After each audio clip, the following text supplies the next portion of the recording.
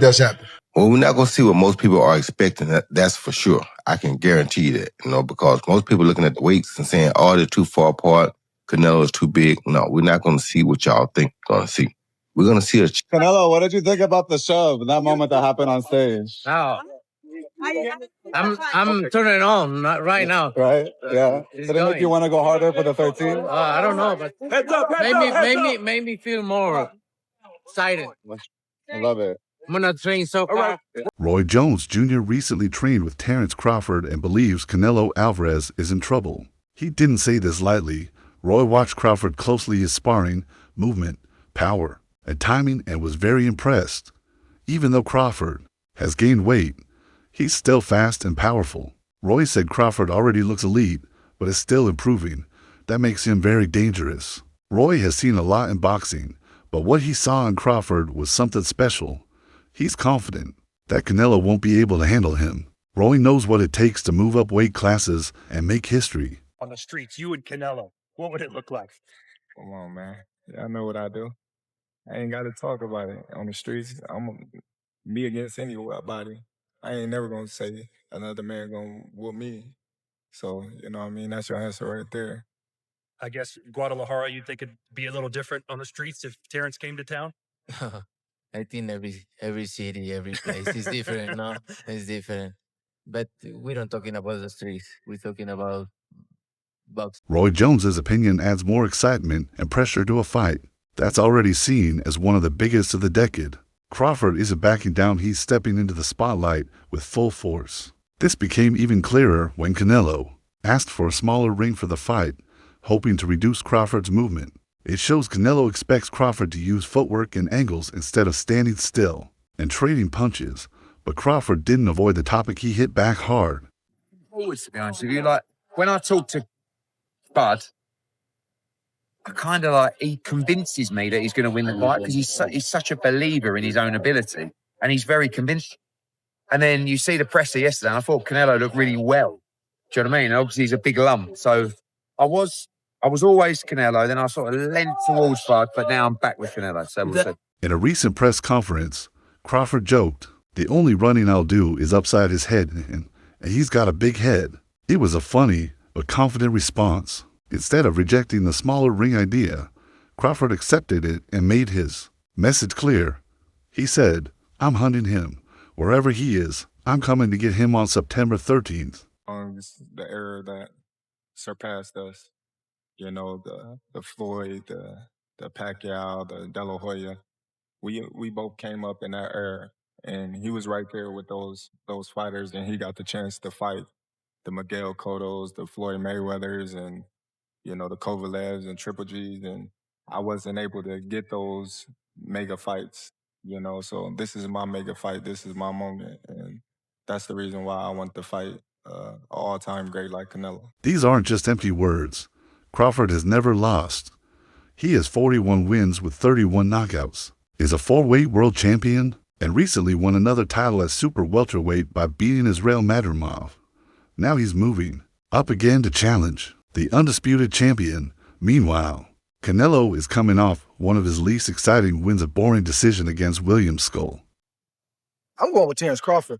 Big weight jump, a dangerous fight, but somebody's got to prove to me if they can break Terence Crawford's will and that he can't figure it out against you. It ain't no disrespect toward Canelo, but I've said this last couple of years. I have not been against Terence Crawford against nobody right. You got to show me that you can beat. In that fight, Canelo and Skull threw only 445 punches in 12 rounds, a record low for a big title fight. The fight raised more questions about Canelo's current form. He's no longer the aggressive counterpuncher he used to be against Skull.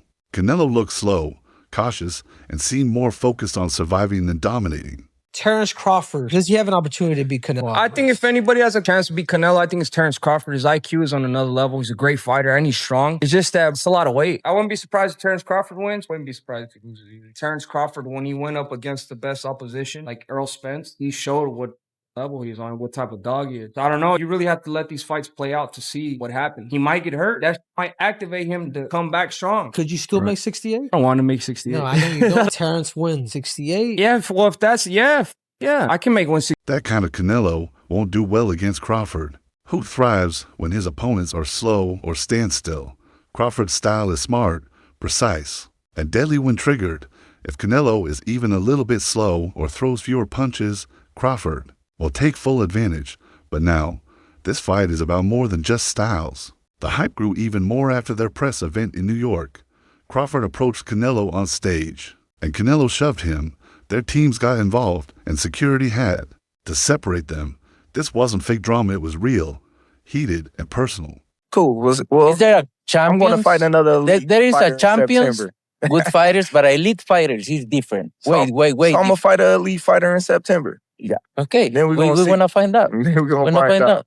Then we And gonna don't get me wrong, you're a great fighter. I know I'm great. You're a great You ain't gotta fighter. tell But are me you I'm gonna great. find out? I hope But your I'm talking uncle, about your elite. uncle Turki Alashi pay you enough money because it's gonna be the last. That's It for may sure. be. It may be.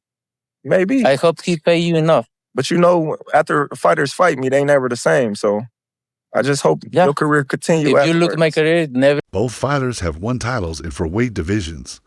Both are undisputed champions, but they want more than just another belt on September 13th in Las Vegas. Crawford sees this as his moment to make history to prove he's one of the greatest ever. Canelo, with a record of 63 wins and 39 knockouts, wants to prove he's not past his best. Happen in boxing, you know what I'm saying?